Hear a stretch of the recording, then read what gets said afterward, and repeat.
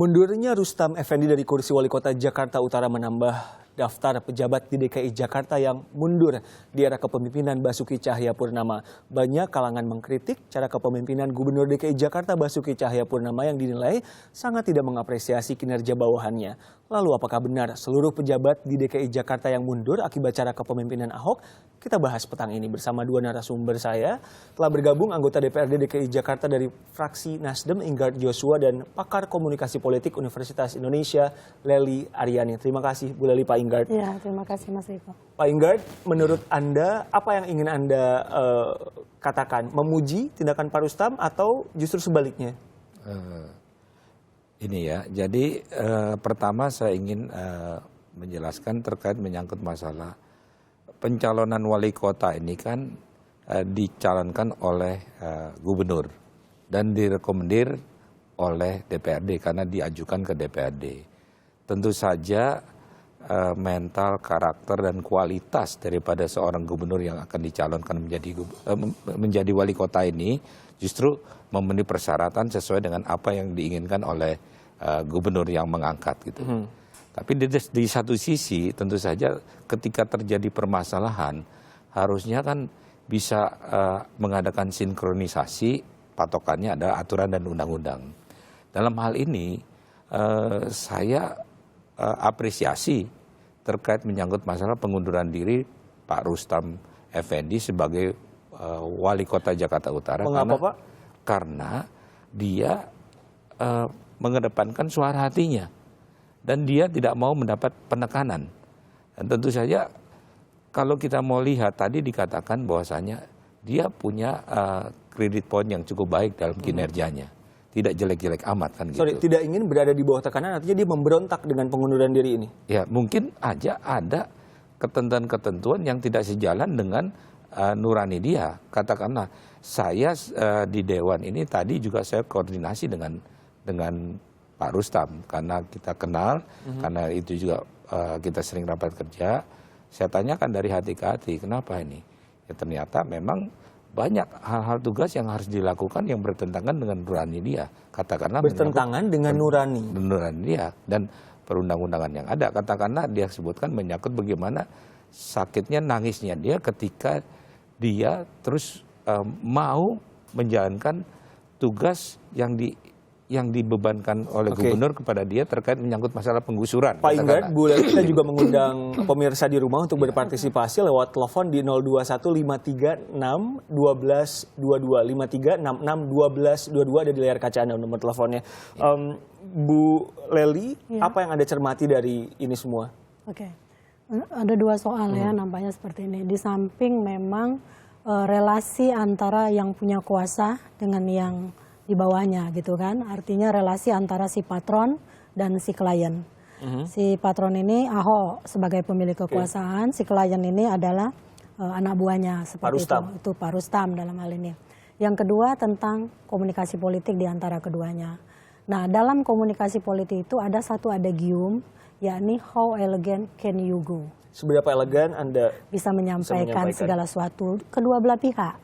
Jadi bukan hanya satu pihak. Jadi kalau Ahok juga menyampaikannya secara frontal sesuai dengan karakter dia, maka orang tersebut harus menyambut sikap dalam berkomunikasi itu dengan cara dia sendiri. Bu Lely, saya sederhanakan. Ahoknya yang terlalu frontal atau Pak Rustamnya yang terlalu sensitif? Iya, saya melihat ada sensitivitas di dalamnya dari Pak Rustam gitu. Ketika Ahok mulai mengarah kepada segala sesuatu kinerja yang tidak substantif, misalnya mengkaitkan dia dengan Pak Yusril. Tetapi sepanjang Ahok mengatakan kinerjanya misalnya kok dia tidak bisa menjalankan terutama soal apa yang pompa air ya. Nah, itu sangat substantif menurut saya dan itu Ahok benar. Tapi kalau ketika Ahok harus menyingkirkan problem substantif tadi dengan segala sesuatu berupa kecurigaan politik, prejudice dia terhadap bawahannya, itu juga salah. Jadi dua-duanya punya sisi positif dan negatif. Kita sapa Pak Joshua di Bogor. Pak Joshua, selamat petang. Selamat petang Mas Riko. Silakan Pak Joshua bergabung bersama kami. Terima kasih. Ada dua hal yang ingin saya sampaikan. Pertama adalah simpati pribadi saya atas pengunduran diri Pak Rustam Effendi dari posisinya sebagai Wali Kota Jakarta Utara.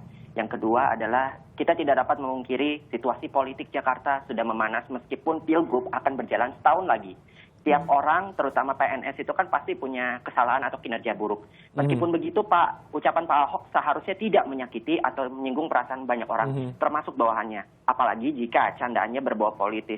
Kasihan Pak Rustam bekerja juga untuk Jakarta meski jasanya tidak seberapa. Jadi baper deh Pak Rustamnya. Demikian Mas Riko, terima kasih. Baik, terima kasih Pak Joshua mengantri di belakang Pak Joshua, Ibu Anissa di Jakarta. Petang Bu Anissa. Bu Anissa bersama kami. Terputus tampaknya. Jadi kalau Pak Inggard melihatnya Pak Ahoknya yang terlalu keras, apa Pak Rustamnya yang terlalu sensitif? Saya melihat ini kan, seorang pemimpin itu ketika berkata-kata kan harus berpikir dulu baru berucap. Jangan berucap dulu baru berpikir.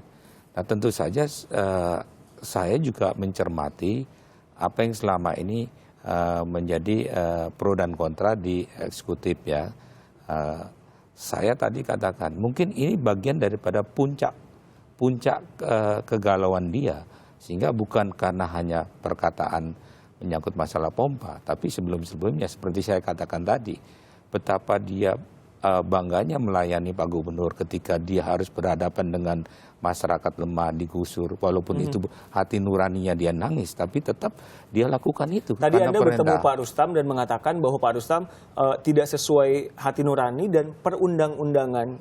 Dijelaskan lebih rinci bagian yang mana itu? Iya, katakanlah kalau kita bicara tentang katakanlah menyangkut masalah penataan dan revitalisasi. Harusnya kalau bicara revitalisasi dan menyangkut penataan, harusnya kan itu menguntungkan bagi masyarakat. Masyarakat di sini harus dijadikan subjek pembangunan, jangan dijadikan objek pembangunan. Saya ingin tambahkan sedikit. Contohnya apa yang dilakukan Pak Jokowi terkait menyangkut penataan daerah kumuh. Itu kan dibikin suatu perkampungan yang artinya dibantu oleh pemerintah daerah. Warga dan pemerintah daerah semua bersinergi. Tapi kita terhubung juga dengan Bu Anissa Pak di Jakarta. Bu Anissa, selamat petang. Iya, halo, selamat petang. Silakan Bu. Iya, Mas Riko, menurut saya ya kalau untuk mundurnya wali kota Jakarta itu terlepas dari soal berantem atau enggak dengan Pak Ahok, menurut saya kalau emang profesional seorang leadership seharusnya enggak mundur dengan gampang ya, melepas tanggung jawab dan amanahnya dia sebagai seorang pemimpin. Terkait juga dengan isunya kan ribut juga dengan Pak Ahok gitu kalau menurut saya, dan seorang pemimpin juga harusnya bisa lebih amanah dengan apa yang dijabatnya gitu, terlepas dari urusan personalnya dia, pribadinya dia dan seperti apa ya. Terima kasih Mas Riko. Terima kasih Bu Anissa. 02153661222 adalah nomor telepon yang bisa Anda hubungi jika ingin bergabung bersama kami. Hadir bersama saya pakar komunikasi politik Universitas Indonesia dan anggota DPRD DKI Jakarta Inggard Joshua. Kita akan kembali saja, Bapak Ibu, tetap bersama kami.